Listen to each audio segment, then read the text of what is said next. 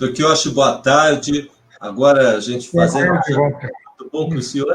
Agora estamos fazendo direto o programa no site, na rede social da TV Aberta. É uma honra ter o senhor agora direto na TV Aberta. Boa tarde. Tokioshi, a gente fica feliz, Tokioshi. O importante é que o senhor consegue traduzir para a gente sempre o que está acontecendo na área de justiça e política, né? E para o nosso bate-papo hoje, uma coisa que já saiu agora de ontem para hoje, essa questão do auxílio, Tokioshi. O pessoal começou a receber e com todos os entraves, agora parece que o ministro da Economia, o Paulo Guedes, vai fazer de novo auxílio. O que o senhor vê disso? Que o auxílio era inicialmente para 2 meses, né? 2 meses, R$600 por mês. Acontece que o estado de pandemia foi sendo prorrogado e agora não temos mais uma previsão exata de quando vai terminar esse isolamento social, né? Então, o governo resolveu prorrogar por mais 3 meses.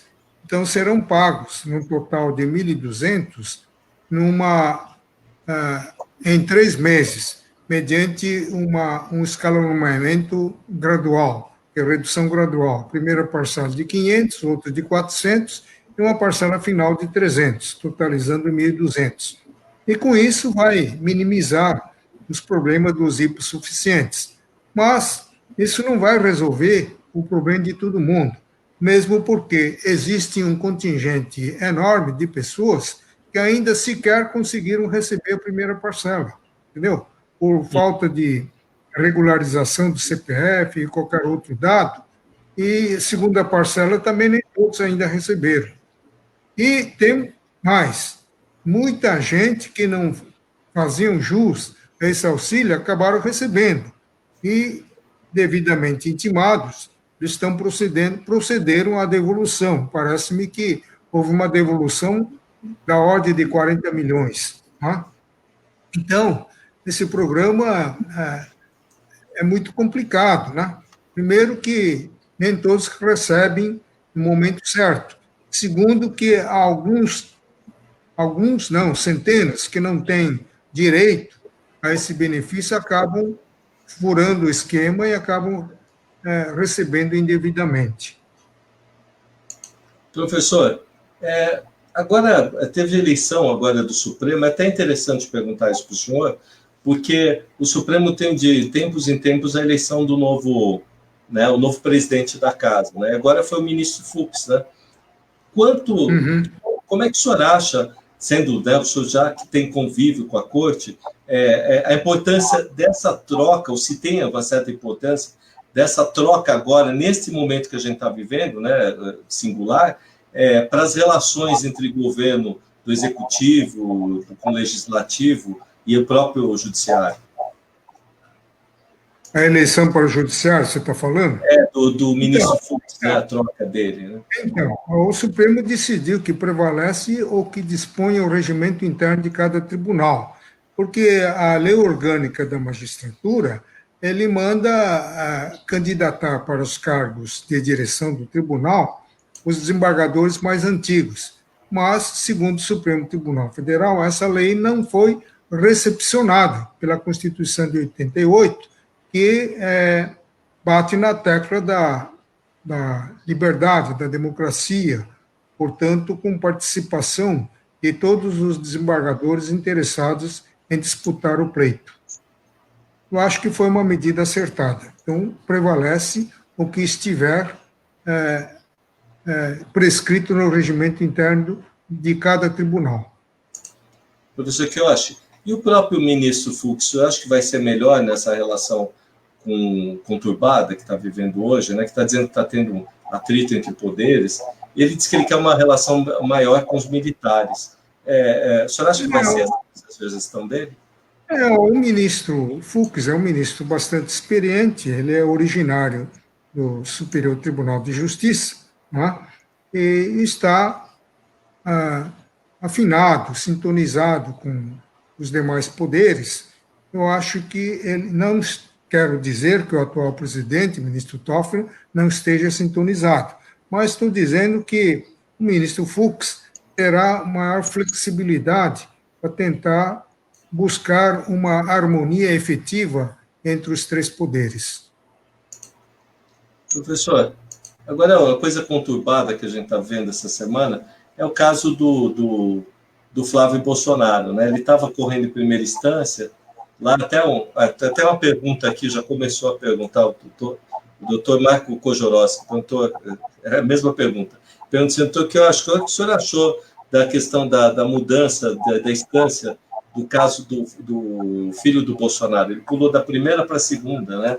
Os embargadores entenderam que o Flávio tinha foro e retiraram o caso daquele juiz, né, de primeira instância, né? E aí diz que essa decisão contraria o STF. Como é que o senhor entende isso? Bom, primeiro, o Flávio tentou trancar esse inquérito lá no Supremo Tribunal Federal, alegando foro privilegiado. Mas o Supremo Tribunal Federal já havia fixado um posicionamento a respeito, dizendo que o foro privilegiado só tem quem estiver no exercício do mandato e em relação à infração praticada durante e no exercício do mandato. E não era o caso do seu Flávio Bolsonaro, que, quando da infração praticada, ele era o deputado estadual. Então, o inquérito foi para o Tribunal de Justiça porque os deputados estaduais têm esse foro privilegiado, entendeu? Então, ele não se submete à decisão monocrática dos juízes singulares. O senhor acha que vai fazer... o Kojorowski está continuando a perguntar aqui. Ele falou, o senhor acha que vai mudar as decisões que tiveram em primeira instância? Ou vão continuar as mesmas? Bloqueio de conta, ele coloca aqui, por exemplo. Eu acho que, sim, se houve deslocamento da competência, o novo relator ele pode tanto aproveitar as provas já produzidas, ou como também recomeçar tudo da estaca zero. Agora, o problema é que um dos desembargadores que estava atuando nesse caso, ele é suspeito de ter cometido infrações disciplinares, né? Parece que ele era sócio de uma empresa de comunicação, uma coisa assim. Tá? Uhum. Isso é muito ruim, né? Porque o juiz, constitucionalmente, ele só pode acumular um cargo técnico, desde que haja disponibilidade de horário. Ele pode, por exemplo, ser professor em uma universidade, não é?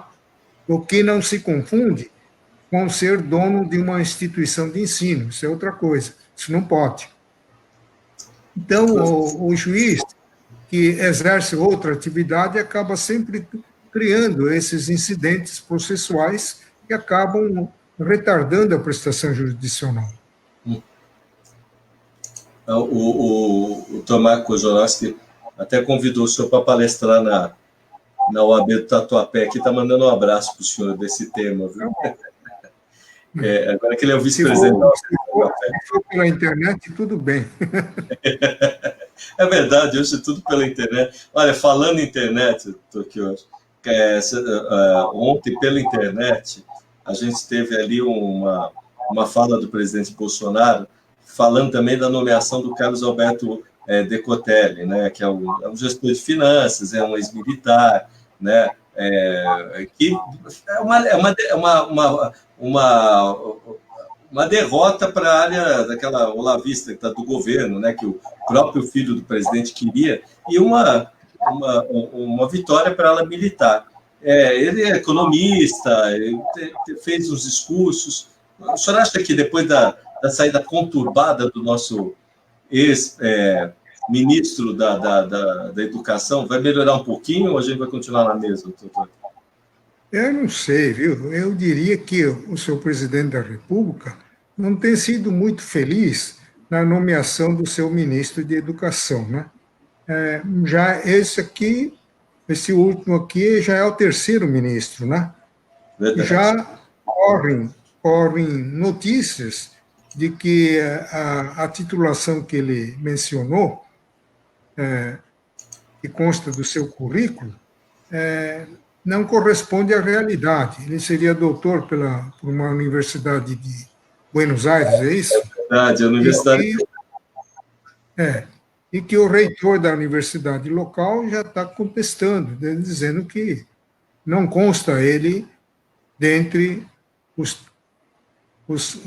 que cursaram o doutorado lá naquela universidade. Então já começa muito mal, né? É verdade. A Não universidade. que o reitor, não que o reitor tenha que ser necessariamente um doutor, tá? Mas colocar no currículo algo que ele não é um bom começo. É verdade. Uma pena, porque é a Universidade do Rosário, o senhor tem razão, o senhor está bem informado, porque já falaram que. Mas foi por conta de um Twitter também do Bolsonaro ontem à noite, né? Quer dizer, também esperamos que não seja certo essa situação, né? Vamos ver. E olha, e o processo de fake news, doutor, que eu acho que o senhor tem falado bastante. Agora tem entidades internacionais que estão pressionando que a votação da proposta que é prevista para ocorrer ontem lá, que seja adiada, que tenha mais discussões. Esse processo não vai acabar nunca, né, doutor, que eu acho?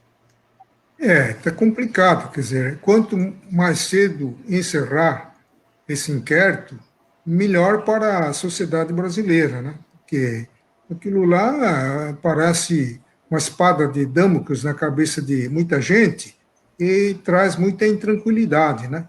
Então, não podia ficar um inquérito aberto o tempo todo, deveria concluir rapidamente, né? Do que eu acho.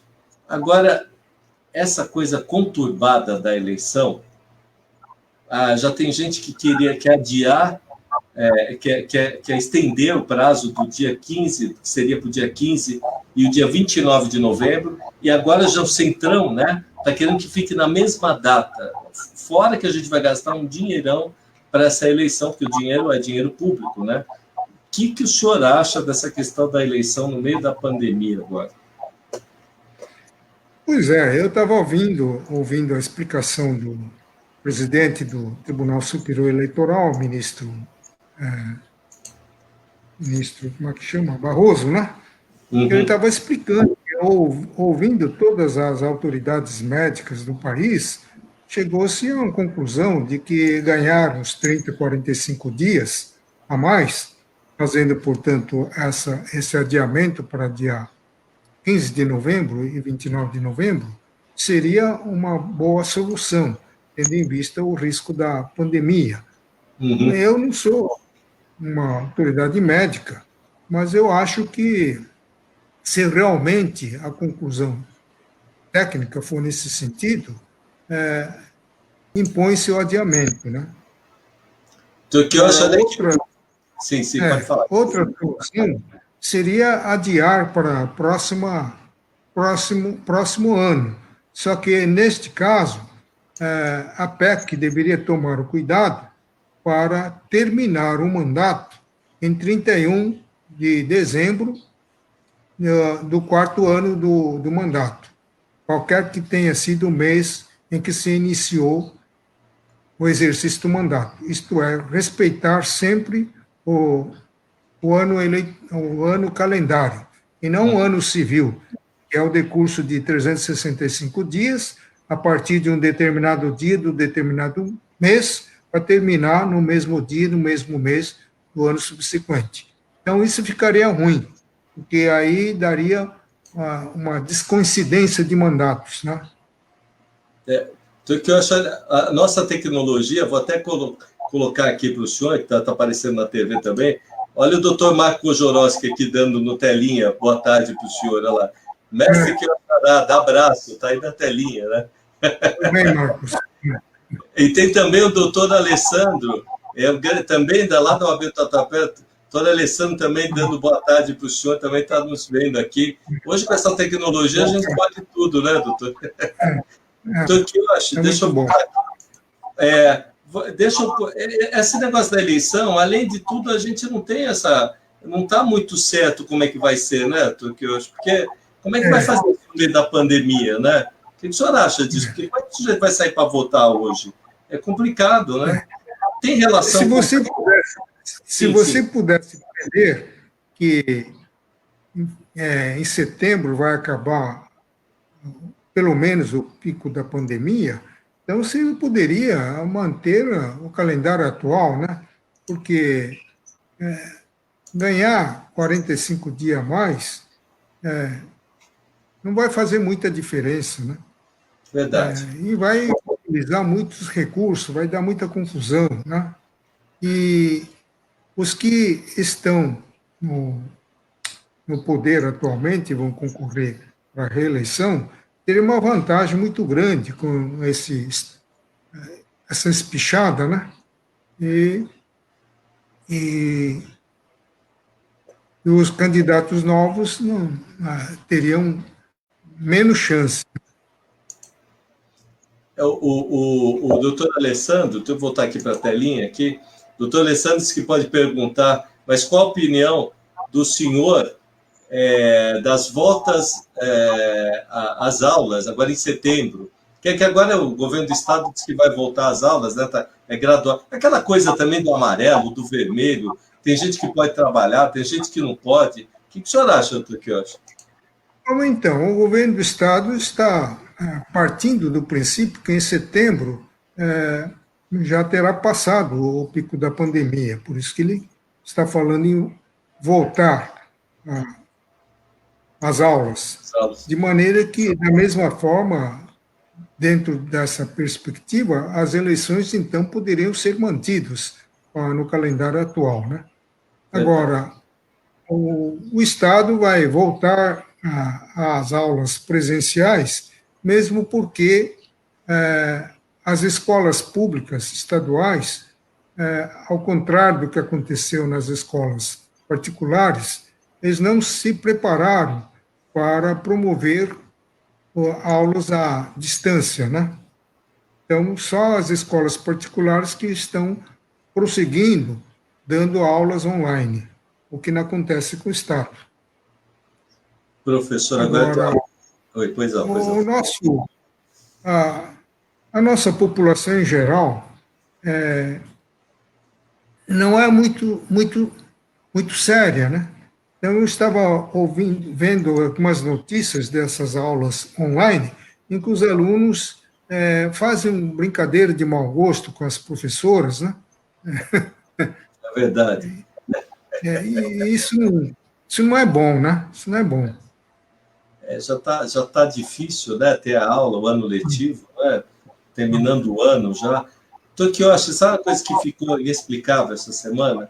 É a saída, a gente já está com uma polêmica com o novo ministro, né, da Educação, e agora temos do antigo ministro, o Weintraub, né, que ele saiu daqui como ministro, foi exonerado no dia seguinte, depois teve uma correção no Diário da União, voltando à eleição dele. Aí está esse imbróglio agora, porque está se questionando a estadia dele lá nos Estados Unidos. Inclusive, até o próprio Banco Mundial está fazendo isso. O que o senhor acha disso? Ele termina voltando para cá por conta dessa situação?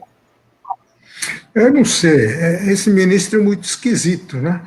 Ele anunciou que ia pedir exoneração do Ministério da Educação porque ele recebeu um convite do Banco Mundial para assumir uma das diretorias executivas lá, né?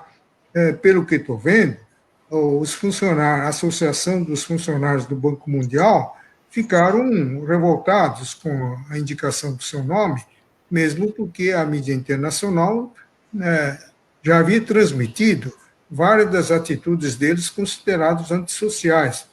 Primeiro, por ter comprado briga com a China, e depois e outras medidas. Organizou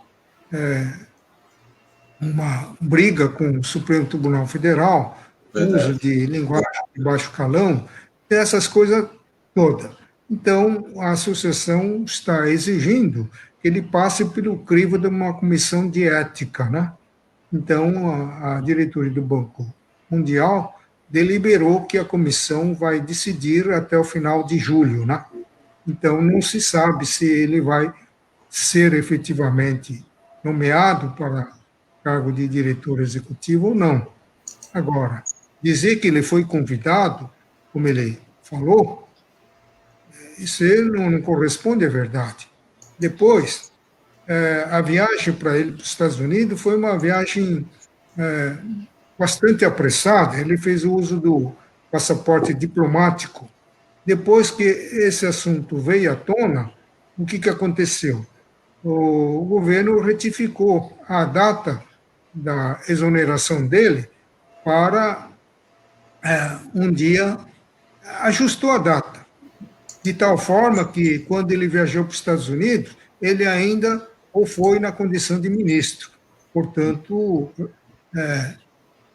validando o uso do passaporte diplomático, né? Então, é evidente que isso daí foi feito um ajuste, né? Mais uma vez, o Diário Oficial da União foi utilizado com esse intuito, né?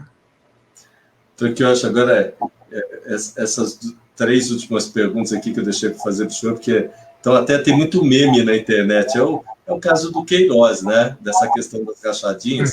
Mas, assim, mais estranho é a questão dele ter entrado na casa de Atibaia, do Rodrigo Roca, lá, né, do advogado, né? Não é o Rodrigo Roca, o Roca é o outro, do Weiss, né? Weiss, né? Ele entrou na casa, o advogado não sabia que ele estava na casa, e a casa também disse que era uma casa, mas é um escritório de advocacia. E agora ele não sabe como é que o sujeito estava na casa. Hoje à tarde ele disse que até pensava que ele estava na casa. O que o senhor acha disso? Primeiro, de ser um escritório de advocacia, a questão da prerrogativa da ordem. Bom, na casa de Atibaia já tem uma passagem histórica, né? O seu frequentador, ele não sabia que ele tinha casa lá, né? Agora, o advogado Queiroz, ele também não sabia quem estava lá, né? Aliás, tanto o Queiroz disse que teve uma passagem também por Guarujá, né? Antes de ir para a casa de Atibaia. Então, são duas cidades, 2 municípios que estão estão ficando famosas como localidades que abrigam pessoas que cometem infrações, né? Então, até hoje o Lula não sabe que a casa era dele, né? Ele continua alegando que não, né? Então, é o caso do Queiroz. O Queiroz acho que aprendeu a lição, não? Né? É triste isso, né? Mas e essa situação, mais assim da nossa área, dele falar que era um escritório de advocacia, a própria OAB foi acompanhar e disse que pode sofrer infração ética, né, professor? Quer dizer, o pessoal está falando que ele usou a placa para poder, vamos dizer assim, camuflar. Isso é o que se fala, né? Porque, em tese, o escritório de advocacia é inviolável. Em tese, porque, na prática, eles estão carregando computador, ficha de clientes, estão levando tudo, né? Aí não tem a legalidade, aí é bastante relativa, né? Quando a polícia quer, ele é munido de um mandado genérico, que não descreve o objeto da apreensão, estão apreendendo tudo, não estão respeitando. Está mais ou menos na época acho que, do governo Lula, em que a Polícia Federal invadia escritório armado de metralhadora. Né? Tokiyoshi, e conclusão, cadê a mulher do Queiroz, hein, a casa, agora a mulher dele que some também, né? E ela também, agora... É vizinho da casa do Lula? Acho que não, né? Também não se acha mulher. É uma situação terrível, né? Porque cada semana termina o final de semana com uma coisa terrível, né? E o Alexandre de Moraes também tirou, agora quebrou o sigilo, e que foi todas essas prisões essa semana. Foi presa aquela moça também, né? A ativista lá dos 300, né? Do grupo 300. O que você achou? Agora soltou com a tornozeleira. Como é que você viu isso essa semana? Porque a semana aconteceu de tudo também, né? Pois é. Inclusive, tem um cidadão aí que estaria financiando a formação de uma milícia a 20 quilômetros é num sítio, né, uns 20 quilômetros lá de Brasília, né, e, e que esse grupo é que estaria montando acampamento lá na Praça dos Três Poderes para fazer manifestações violentas contra as autoridades constituídas do país. Isso é muito ruim, né? Se a polícia não dispersar esse grupo com rapidez, ele pode acabar transformando-se eventualmente num grupo de guerrilha, né? Isso é muito ruim. Verdade, verdade. Professor, para terminar a semana, né, duas coisas que eu fiquei surpreso, né, que eu queria até escutar da sua experiência, porque, querendo ou não querendo, chama atenção. Né? A gente está com o Covid aí, que os índices sobem e descem. As duas coisas chamaram atenção.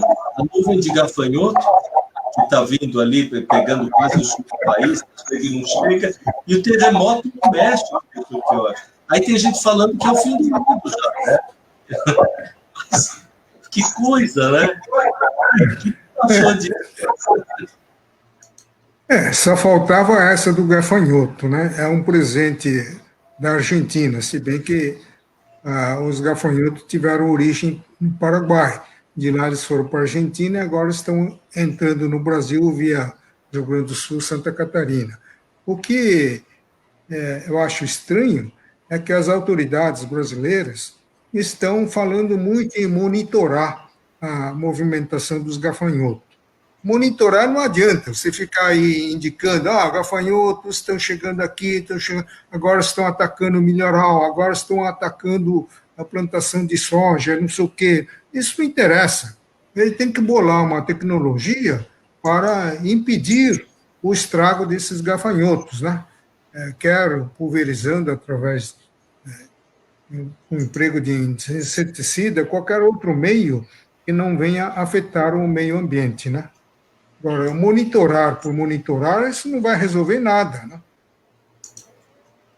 Que eu acho, aqui tá, de novo o Eduardo entrou aqui, seu aluno dos Estados Unidos, né? Falou, que eu acho, um abraço, eu já está dizendo aqui que fica feliz em encontrar o senhor esse horário. Vocês que lá nos Estados Unidos são 6 horas. 6 horas, isso, são 6 horas lá. Então, eu acho, ele pergunta o seguinte, infelizmente a gente escuta falar, está falando aqui, eu vou ler para o senhor ficar mais fácil. Infelizmente a gente escuta falar muito mal do Brasil. Para mim, que estou aqui nos Estados Unidos, é difícil. Agora o presidente Trump colocou o Brasil na lista das pessoas que não são gratas por conta do Covid a entrar no país. Aí ele diz assim, ele acha estranho porque o índice também está alto nos Estados Unidos. Aí ele pediu para o senhor fazer com o seu conhecimento. Ele falou, professor, lembrando das suas aulas, né? Diz que uma vez ele perguntou para o senhor por que no Japão as coisas são tão organizadas, a gente não escuta falar nada de errado, né? Até a própria questão da Covid está muito bem controlada, e países como os Estados Unidos e o Brasil não aprendem a lição, Tokyoshi. É uma pergunta boa, viu? Obrigado, viu, Eduardo? Mas o problema é cultural, né? Na raiz de todos os problemas que nos afligem está a cultura do brasileiro, cultura voltada para a indisciplina, para individualismo, egoísmo, a falta de solidariedade, a falta de empatia, a falta de lealdade, falta de ética, não é? Tudo isso que está emperrando o progresso da nação brasileira, né? O que não acontece lá no Japão, que tem uma cultura milenar fundada nos valores da honradez, da força de trabalho, da disciplina, respeito aos mais velhos, respeito à hierarquia, o sentimento de vergonha diante de fatos tidos como antissociais, né? A cultura pela educação, não é? Então, tudo isso tem ajudado o povo japonês a se transformar no hoje a terceira potência econômica mundial, né? Mas o Brasil, com esse jeitinho tudo, com todos esses defeitos, um dia vai chegar a sua vez. Agora, completando. Sim, os Estados Unidos não tem moral para ficar criticando o Brasil, né? Da mesma forma que os Estados Unidos proibiu a entrada de brasileiro no seu território, o governo brasileiro devia fazer a mesma coisa. entendeu? Reciprocidade. Proibir a entrada de americano, porque lá tem mais pandemia do que aqui no Brasil. É verdade, o senhor tem total razão. Ninguém nem falou nisso, hein, professor? O senhor tem razão mesmo, a gente só está escutando, né? E tem muito brasileiro lá que está indo estudar, tecnologia ajuda, né? É triste isso. Olha quem está assistindo a gente, professor Quioshi, o jornalista o querido Fausto Camunha, pediu para lembrar, falou, professor, é um prazer, está em casa vendo o senhor, né? Ele disse também que está recluso, ele quer alvará de soltura. Ele vai querer assistir. E diz que é para lembrar que vai ter na terça-feira o senhor lá na Rádio Trianon. Vou até falar aqui, ó. Falou, Walter, não esquece de falar do professor, do doutor José Maurício Conte, o Marcelo Campos, o Eduardo Ferreira Eduardo Jardim, que essa discussão tão importante, ele está agradecendo do artigo 142, né? Pedindo para falar um pouquinho disso e também de estar agradecendo de estar terça-feira lá na rádio. Estaremos lá, com muito prazer. Aliás, é bom e oportuno esse debate, porque vira e mexe há uma ameaça de intervenção das Forças Armadas, né? É verdade. O pessoal não entende, né? Aqui, olha, o Laerte perguntou aqui, ele perguntou, o artigo 142 é porque as Forças Armadas é poder moderador, aí vai ter que olhar a entrevista. Mas só podia falar um pouquinho, né? Já está no finalzinho. Ele pergunta, mas o Exército... Poder moderador, se não me falha a memória, era do tempo do Império, né? E nós somos república desde 1891, né? Então está pouco atrasado esse discurso, né? É que a república só comporta 3 poderes: executivo, judiciário e legislativo. Não existe um 4º poder, muito menos um superpoder com a possibilidade de enquadrar os demais poderes. Doutor, olha aqui, eu fiz questão de botar aqui, olha, o pessoal que está perguntando na internet, mandando um abraço para o senhor aqui, o Alexandre está aqui, mas está aqui o Alberto Riga. Um abraço ao professor Quioshi Arada e um abraço também a nós, né? Admiração e respeito. O Alberto é procurador acho que é perto de Campinas, como é que chama aquela cidade? Valinhos? Não, Jundiaí. Jundiaí. É de Jundiaí. É procurador municipal de Jundiaí, ele é um grande administrativista. É um colaborador nosso e é membro do Conselho Fiscal do IBEDAFT. Que bom, está aqui nos vendo, professor. Até botei, o senhor está vendo, botei ele na telinha aí, né? Está aí a Estou vendo. Vou passar todo mundo também aqui, porque está dos Estados Unidos também, o Alexandre está aqui, que é Tatuapé, o nosso o Jorós. O Fausto Camunha pediu para lembrar de novo. Então, é terça-feira que vamos ter o doutor Quioshi Arada com os grandes juristas. Começa meio-dia, vai a 1, né? Às 11h15, pode acessar a rádio. Né?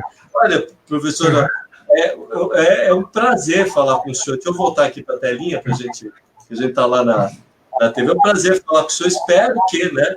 Eu vou pedir aquela frase que o senhor fala para mim lá nos estúdios da TV, né? Embora aconteça tanta coisa no fim de semana. Professor Quioshi, o Brasil tem jeito, professor Quioshi.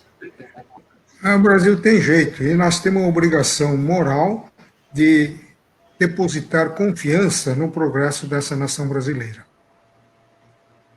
Obrigado, professor. São esses 25 anos da sua presença, só deixa a gente feliz aqui. O pessoal do estúdio lá da TV está agradecendo o senhor também. Eu agradeço, professor, que eu espero estar junto na próxima sexta-feira. E lembrando de novo, terça-feira, para quem quer assistir, está vendo no site da TV, terça-feira, meio-dia, ali no Fausto Camunha, né? O senhor vai estar lá falando do artigo 142, né? Prazer, vai estar lá. Vamos assistir, né, na rádio, né? Do jeito que fala. Bom, boa noite, Walter. Até a próxima. Aí tem que sair logo. Aqui, ó, o Fausto falando, por favor, saia logo para o semiaberto, professor. O meu filho alugou um semiaberto lá em Itu, uma área maior do que aqui, mas eu já acostumei aqui, não estou com vontade de carregar minhas coisas para lá. Não. Dá muito verdade. trabalho. Agora está esfriando também, né, professor? E tem outro, o interior está todo mundo com esse monte de coisa. De repente, se você vai num lugar que a internet não funciona direito, que lá é Verdade. rural, entendeu? Aliás, falando nisso, ontem ficou sem internet o dia inteiro. Nossa, mãe do céu, e as contas não param de vir, né, professor? E aí prejudicou minhas atividades aqui ontem o dia inteiro. Eu trabalho pela internet. Né? O Eduardo perguntou aqui para o senhor, a última pergunta, a gente está terminando, falou, como é que o senhor está fazendo agora, nesse tempo o senhor se adaptou à questão da internet, professor, que eu achei que perguntou, com relação a... porque o senhor já fazia muita coisa para a internet, o senhor é ágil com o coisa da internet, né, professor? Aqui eu estou aprendendo, inclusive com você, mexer com novas ferramentas que eu não conhecia, né?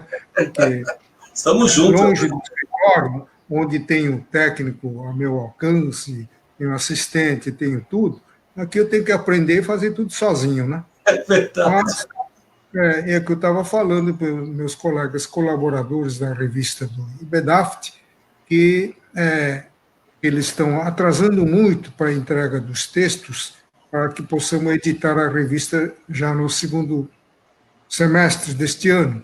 Vai sair. Mas eles estão dizendo que por causa da pandemia, que furou o cronograma, eu estou respondendo, dizendo que é exatamente a pandemia que criou condições propícias para você escrever, porque você não tem o que fazer, então tem que ficar escrevendo. Eu já escrevi mais de 60 textos desde que fiquei aqui no isolamento a partir de março. E sem contar que terminei a 34ª obra de direito, entendeu? Então, longe do escritório, que onde você não tem que atender clientes, nem interromper para atender telefonemas, a sua produtividade ganha mais força, entendeu? Agora, esse pessoal atrasam tudo em função da pandemia. Eu não sei se é em função da pandemia ou em função da preguiça, sei lá.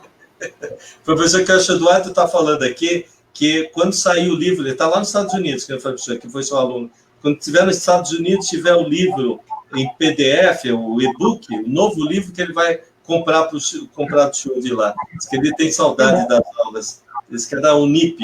Um abraço, está sempre assistindo a gente. Professor Cássio, até a próxima sexta-feira, né? E com um monte de coisa que vai acontecer no final de semana que a gente já sabe, né? Tá bom. Até lá. Até lá. Obrigado, professor. Um abraço. Tchau.